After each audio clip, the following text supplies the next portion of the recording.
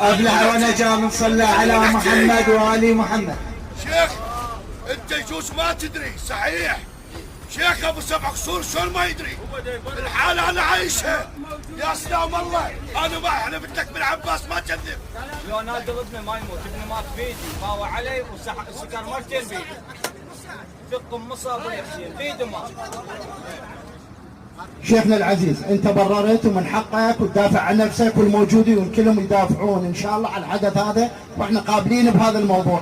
احنا بالنسبه لنا هذا الكلام اللي جبنا الولد اعترافاته قدام القاضي قال هل يدرون احنا زعلنا على هذا الموضوع، عملنا الاعزاء الدية الشرعيه خط احمر 36 مليون ونص،